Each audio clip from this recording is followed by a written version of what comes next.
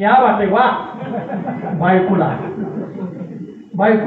बरं, बायको तुम्हाला म्हणत फोन पैसे देताना द्या मग. तोच फोन असा आला बायकोच्या भावाचा, साई अगं दाजी कुठं आहे ग, मला अर्जंट 30,000 रुपयाची गरज आहे, दाजीला द्यायला सांग ना तेवढी. ती म्हणत दाजीला काय विचारायची करावी आणि मी कशासाठी या. आता माझ्या भावाने कधी नको मागितलं तर दाजीला विचारू, तू या सकाळ पहिल्या गाडीने. सक्का भाऊ, ज्याला सक्का भाऊ आहे ना आत्ता मिटवून घ्या, काही होऊ द्या पाठीमागे तुमचं. परत तुमचा एकदा भाव सोडून गेला तुम्हाला या दुनियेतनं, गाठी मिठी आहे तुमच्या, परत गाठी मिठी पडणार आहे, पडू शकत नाही. काय पण चुकू द्या, एका मिनिटात त्याला सांगा माझं चुकलं, मला माफ कर. तिथनं पुढं खांद्यावर हात टाकून दिवस काढा. तुमच्या आईचं वर्ष रद्द घालायची गरज नाही, ती तिकडे आनंदातच राहणार. तिला तीच वाटत असतं माझी दोन्ही एका उदरात आलेली मुलं की ह्याचा वाद नसावा. माझ्या भावाने सांगितलं एकरी गेला तरी चालेल पण महाराज वाचलं पाहिजे. डॉक्टर म्हणजे थांबावायला बाजूला. वडील गेलं, भाव गेला आणि बायको आली.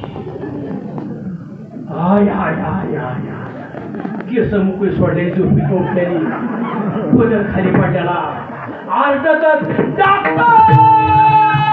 हो म्हणजे झालं काय इतकं काय रडताय डॉक्टर, आमच्या मालकांना काय झालं मला कळू द्या, मी जगू शकत नाही त्यांच्याशिवाय. डॉक्टर म्हणजे रडू नका इतकं, माझी व्हेंटिलेटरवर पेशंट आहेत, व्हेंटिलेटरवर एखादं मरण त्याचं तुमच्या आरडावारड्याने. तुमचं नवरा प्रेम कळलंय मला, पण मला चेक तरी करून द्या. तसं नाही हो डॉक्टर, माझं मालक वाचलं माझे, मी जगू शकत नाही. म्हणजे तुम्ही एवढं का रडताय, तुम्हाला नाही डॉक्टर करायचं, बायकोचं प्रेम. डॉक्टर म्हणाल साधी शिकाय, मला बायको नाही. तुम्ही एवढं का रडताय डॉक्टर, काय सांगू तुम्हाला, आमचं महाराज म्हणजे नुसतं महाराज नाही हो, ती पैसे छापायचं मशीन आहे हो. काय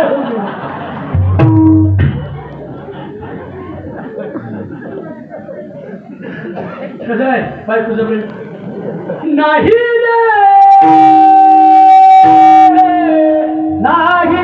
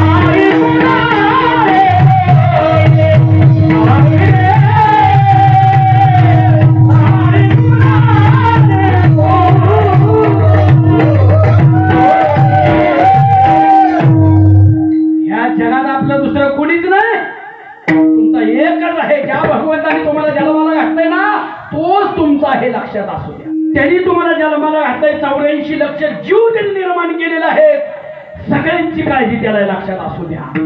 सकल जीवांचा करीतो सांभाळ. तुझं मोकळीला आयुष्य आहे, तुला कसा विसरत देऊ, तुम्ही त्याला विसरू शकता, तेव्हा तुम्हाला कधीच विसरत नाही, लक्षात असू द्या. त्यामुळे संसारावर प्रेम तुमचं कमी झालं पाहिजे. आपल्याला जे बांधून ठेवलंय ना, त्यामुळे तुम्ही वाया गेलाय. सर्व आशेने बांधल्यामुळे, आशेने बांधले तुम्हाला, वाया गेलाय. आशेचे बांधले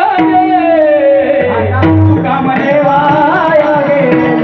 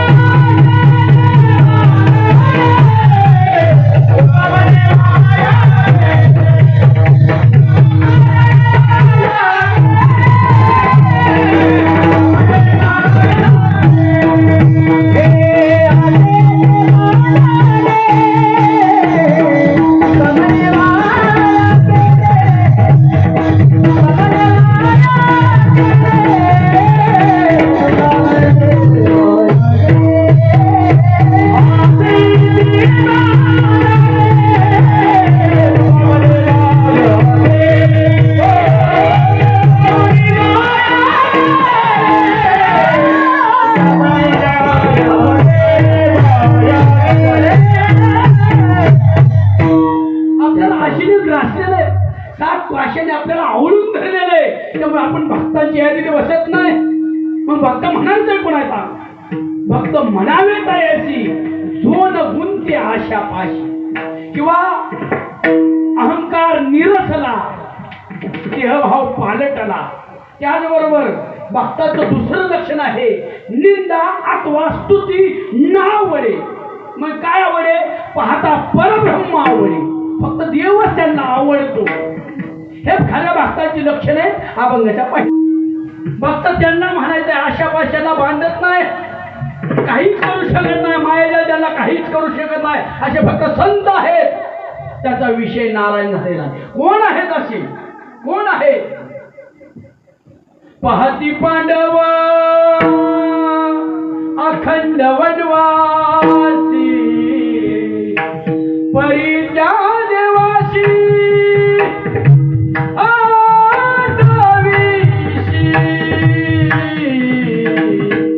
पांडवाच्या वाट्याला अखंड वनवास आला. अखंड कधी सुख नाही मिळेल त्यांना. अखंड वनवास आला. पण ते भगवंताचं भजन कधीच विसरले नाहीत. त्या पांडुरंगाला विसरले नाहीत. त्यांना अज्ञातवासात राहावं लागलं. लाक्षाघात घालण्याचा प्रयत्न केला, पण त्याने भगवंताला कधीच म्हणले नाही एवढं दुःख आम्हाला देतोय. आम्ही सतत तुझं नामचिंतन करतोय, आमच्या वाट्याला दुःख आहे, तो का भजन करू तुझं? अशी कधीच म्हणले नाहीत. अखंड नामचिंतन भगवंताचं अखंड. प्रल्हादाशी पिता करी तो जाचली, परी तोच मरे मरी नारायण.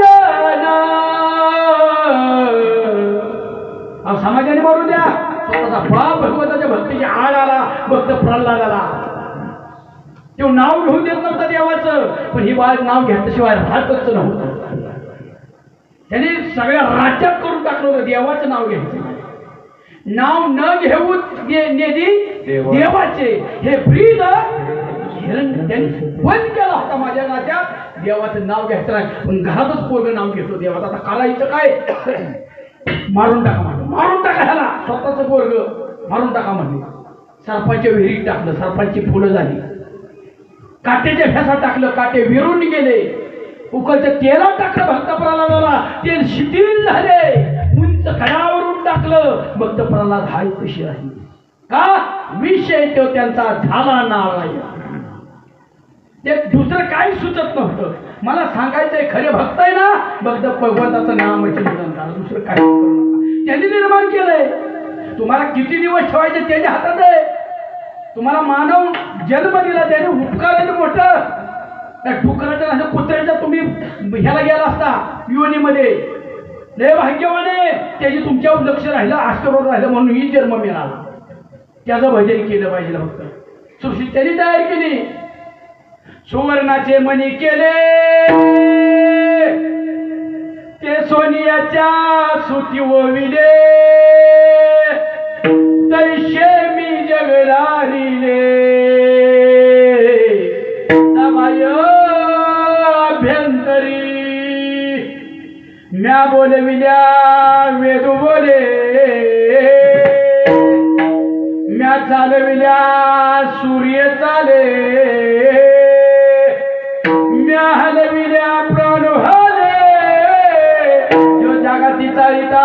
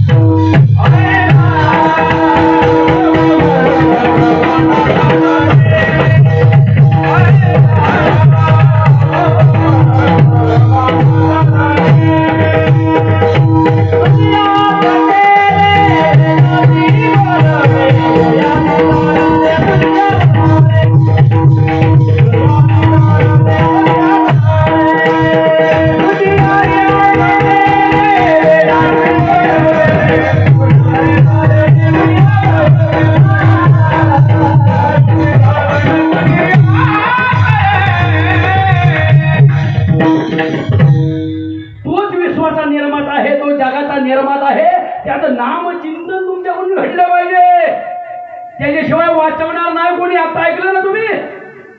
त्या चक्रपाणी शिवाय कोणी सोडवत नाही आपल्याला. मग ह्यातलं कोणी सोडवणार नाही तुम्हाला. त्याचा विषय एकदा तो मनात असला ना ह्याच्या नादी लागायचं नाही. नावडे जन धन माता पिता. जन आवडत नाही का ते जगून पण देत नाही, मरून पण देत नाही.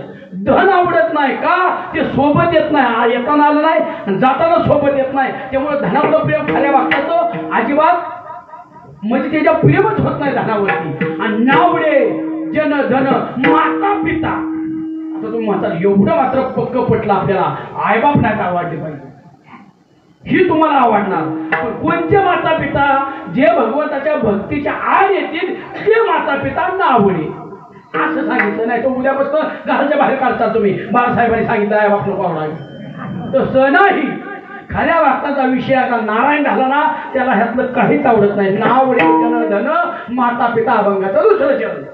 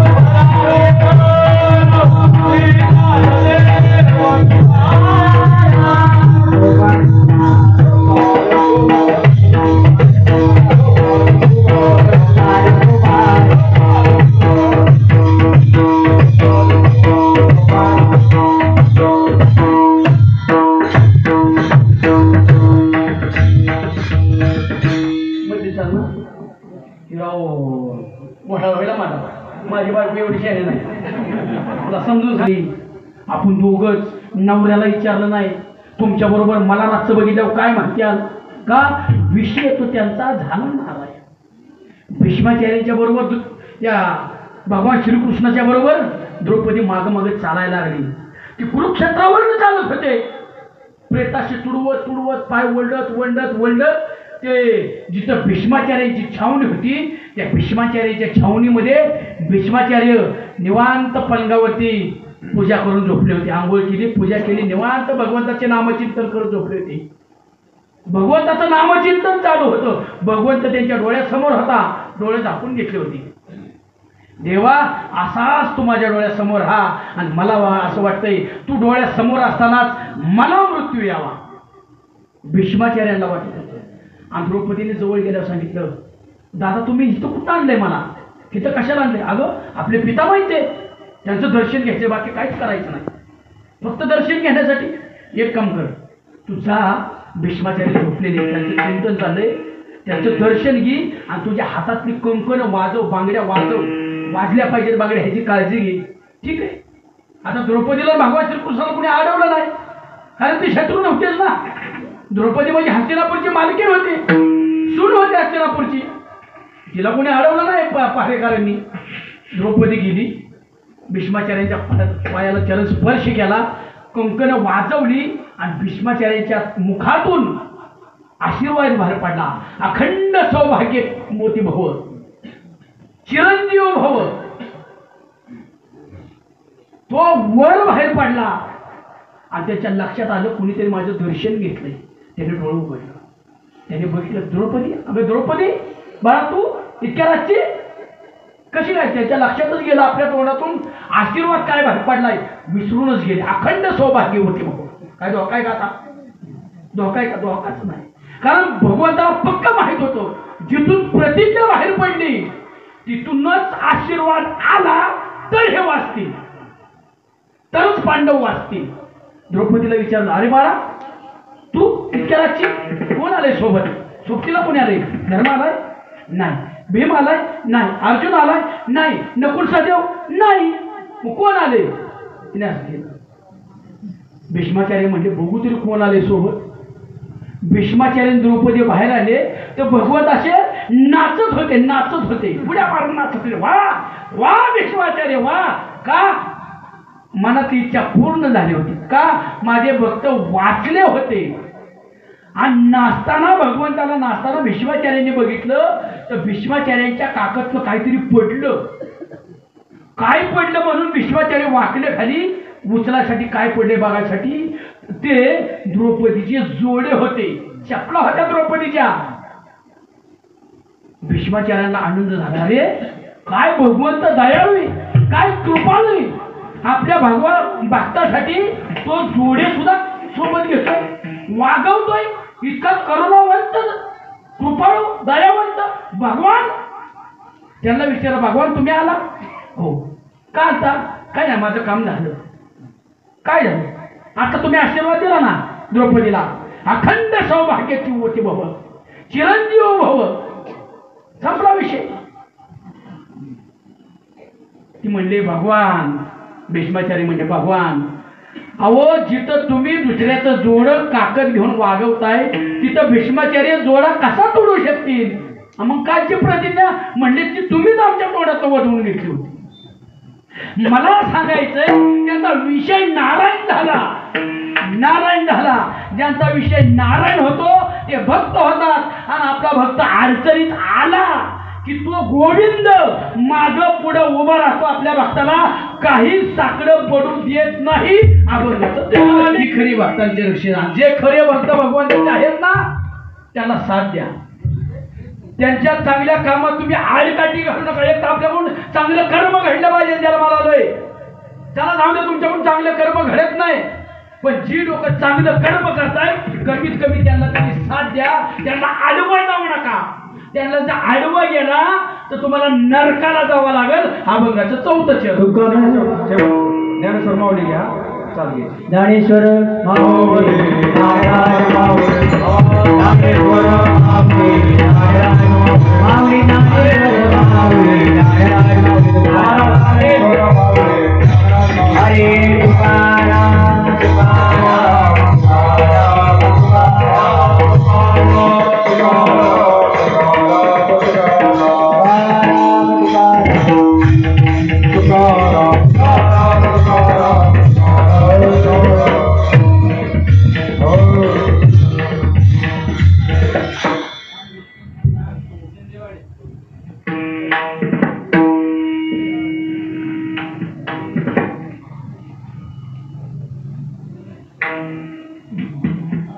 झालेली आहे. ही सेवा आपल्या सर्वस्त ग्रामस्थ काजळकर शिंदेवाडी सर्वांच्या आग्रहाखातर प्रेमाखातर सर्वांच्या वतीने आमचे मित्र अजित पाटील यांनी मला दिलेलं निमंत्रण मी स्वतःला भाग्यवान समजतो. एका चांगल्या गावामध्ये मला कीर्तन सेवा करण्याचा योग आला. पहिल्यांदाच कीर्तनाच्या माध्यमातून मी उभा राहिलोय या गावात. म्हणजे आज पहिलं कीर्तन आहे माझं हे तू म्हणतात. पण अगोदर आपला संबंध असा होता एक पथनाट्य आणि काजळकर या निमित्ताने आपण एकत्र येत होतो. पण कीर्तनाच्या माध्यमातून पहिल्यांदा एकत्र आलो आपण. अतिशय सुंदर गाव आहे. एवढं मोठं फडकऱ्यांचं गाव आहे. पद्धत मला इकडची बघायला भेटली. मला आनंद वाटला. सर्वांमध्ये सर्व तरुण वर्ग या ठिकाणी सहभागी झालेला आहे. तरुण बघायला भेटत नाही कुठं. क्या बात आहे, वा. मला माहितीच नव्हतं खरंच की नाही. तुमचं कौतुक शब्दात होऊच शकत नाही. कारण एवढ्या बदलत्या काळात सुद्धा एवढं तुम्ही जपलंय. सगळं वारकरी संप्रदाय जपलाय. तुमचं कौतुक तुम्ही स्वतः टाळ्या वाजवा का एकटा तरी कुठे वाजवा. तरुण मुलं सुद्धा उभी राहतात. तरुण मुलं दिसतात मला. तेवढी फळी तयार होती तुमची की आता ह्यांची वय भरपूर झाली. बारीक लक्ष या बघाव. किरण चुकलं तरी लगे ठिकाणी मागून बघितलं. म्हणजे जगलेलीच लोक तुमची. तुमचं कौतुक करावं तेवढं थोडं ते मला स्वतःला भाग्यवान समजतो. जाऊ दे, जास्त बोलण्यासारखं बरंच आहे पण जास्त बोलू शकत नाही. ही सेवा संपन्न करत असताना आपल्या समस्त ग्रामस्थ, काजळ, पंचक्रोशी सर्वांनी मला सुंदर साथ दिली. सगळ्यांची नावं घेत नाही कारण वेळ तेवढा नाही. का घेऊ पहिल्यावर सुरुवात करू का? न पण नाही सुरुवात करतो. कोणी रागवाय नको आमच्यावर. सर्वांच्या चरणी मी नतमस्तक होतो. जेवढं भगवंतावरती प्रेम करतोय सगळं तुमच्यावरती तेवढंच प्रेम करतोय असं समजा. त्याचबरोबर मला गायनाची साथ देणारे माझ्याबरोबर आलेले हरिभक्त परायण कीर्तनकार आकाश महाराज गरगडे, आपण मला सुंदर साथ दिली. तुमची चरणी नतमस्तक होतो. त्याचबरोबर आपल्या पंचक्रोशीचं वैभव, वारकरी संप्रदायाचं वैभव, बोरीगावचे आमचे मृदंगाचे सम्राट महामेरू हरिभक्त परायण गणेश महाराज जगताप, आपण महाराज सुंदर साथ दिली. तुमच्या चरणी नतमस्तक होतो. त्याचबरोबर माझा आवाज पूर्ण बसलेला असताना सुद्धा तुमच्याबरोबर ही सेवा करताना माझा आवाज कुठं गरबडला नाही. कारण आलेल्या बघितलं तुम्ही म्हणला सर हे कीर्तन करतोय का नाही, वेगळाच आवाज निघतो ह्याचा. पण अतिशय सुंदर आवाज माझा तुमचा. तुमचं नाव काय? ठोंबरेगाव हीच का? बुरी. अतिशय सुंदर गोड साऊंड सिस्टम आहे. मी तुमच्या स्वतःच्या नतमस्तक होतो. झालेली सेवा तुम्हाला सर्व काजळकर मायबापाच्या चरणी समर्पित करतो. जे काय बरोबर असेल ते माझे गुरुवर्य संतवीर युवक मित्र बंडा महाराज कराडकर दिलेली सद्बुद्धी. जे काय भावनेच्या भारात चुकीचं बोललं असेल, अपशब्द बोलला असेल, कोणाच्या भावना दुखवल्या असतील तर सर्वांची मी नतमस्तक होऊन माफी मागतो. झालेल्या चुका तुम्ही पदरात घ्यायची अपेक्षा व्यक्त करतो आणि झालेली सेवा तुम्हाला सर्व मायबापाच्या चरणी समर्पित करून या ठिकाणी सेवेला पूर्ण विराम देतो. हा अजून बोलणार कोण? बोला.